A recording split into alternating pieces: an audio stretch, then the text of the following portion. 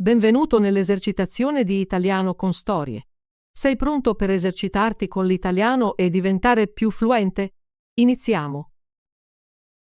C'era una volta un contadino onesto che aveva un asino che aveva lavorato duramente per lui per molti anni. Tuttavia, l'asino stava invecchiando e non era più in grado di lavorare. Il contadino era stanco di prendersene cura e pensava di sbarazzarsene. Ma l'asino, percependo il pericolo, se ne andò di nascosto e iniziò il suo viaggio verso la grande città. Lì, pensò, posso diventare un musicista. Mentre camminava, vide un cane sdraiato accanto alla strada, ansimante come se fosse stanco. Cosa c'è che non va, amico mio? Chiese l'asino. Oh, povero me, rispose il cane. Il mio padrone stava per colpirmi perché sono vecchio e debole e non posso più cacciare. Così sono scappato. Ma come farò a guadagnarmi da vivere adesso? Ascolta, disse l'asino. Sto andando nella grande città per diventare un musicista. Perché non vieni con me e vedi se puoi fare lo stesso? Il cane accettò e continuarono insieme.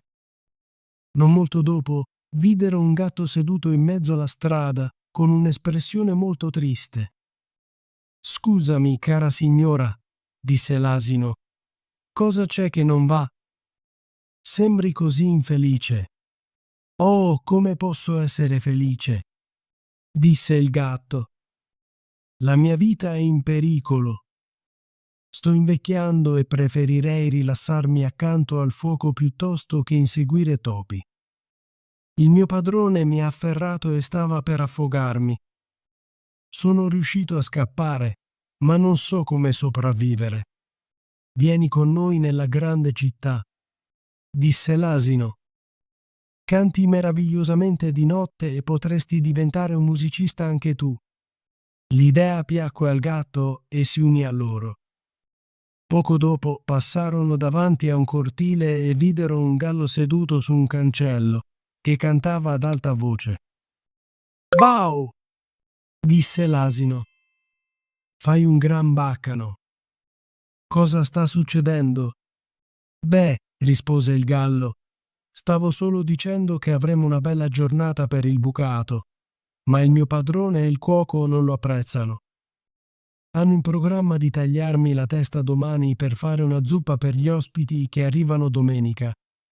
Oh no! Esclamò l'asino. Dovresti venire con noi, maestro Chanticleer. È meglio che restare qui e perdere la testa. Chissà, potremmo anche avere un concerto insieme. Ci sto, disse il gallo, e così i quattro continuarono felici il loro cammino. Non raggiunsero la grande città quel giorno, così quando arrivò la notte trovarono un bosco dove dormire. L'asino e il cane si sdraiarono sotto un grande albero, il gatto si arrampicò tra i rami e il gallo volò in cima all'albero. Prima di addormentarsi, il gallo guardò intorno per assicurarsi che tutto fosse sicuro. Vide qualcosa brillare in lontananza e chiamò i suoi amici. Deve esserci una casa nei paraggi perché vedo una luce. Se è vero, disse l'asino, muoviamoci, perché questo posto non è il migliore per dormire. E avrei davvero bisogno di un osso e di un po' di carne, aggiunse il cane. Così si avviarono verso la luce, che diventava sempre più grande e luminosa fino a quando non raggiunsero una casa dove viveva un gruppo di ladri. Poiché l'asino era il più alto, si affacciò alla finestra. Cosa vedi, asino? Chiese il gallo. Vedo un tavolo pieno di cibo e ladri seduti intorno che si stanno divertendo, rispose l'asino. Sarebbe un ottimo posto per noi, disse il gallo. Sì, disse l'asino. Ma come entriamo? Pensarono insieme e alla fine elaborarono un piano.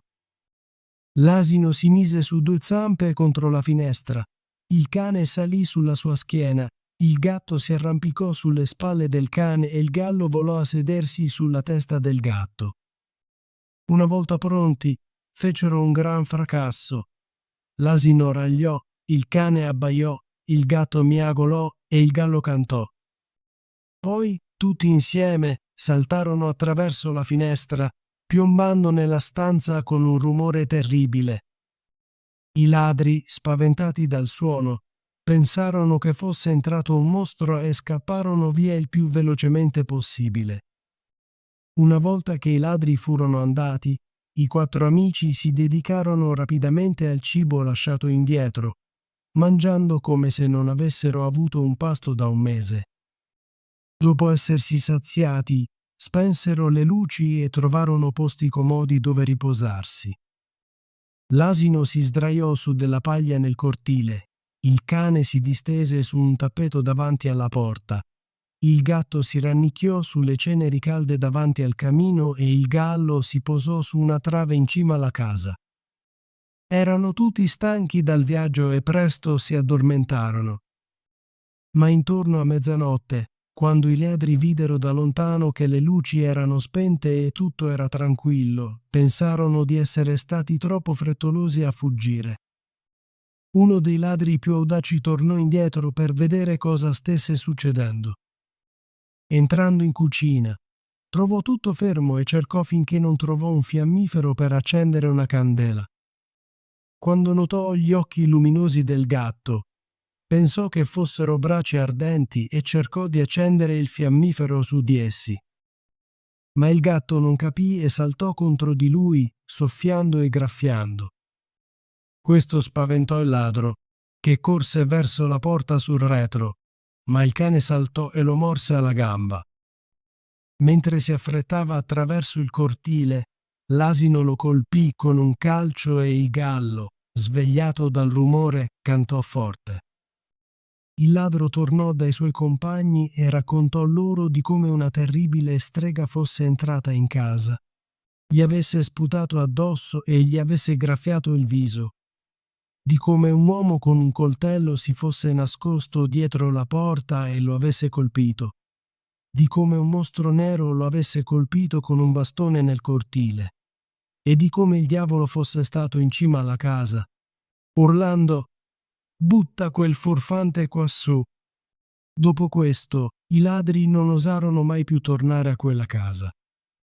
Nel frattempo, i musicisti erano così felici della loro nuova casa che decisero di restarci e sono sicuro che vivono ancora lì felici anche oggi. Ottimo lavoro! Vuoi esercitarti con l'italiano e diventare più fluente? Iscriviti e attiva la campanella delle notifiche così non perderai nessuna delle nostre storie in italiano. Ci vediamo nel prossimo video.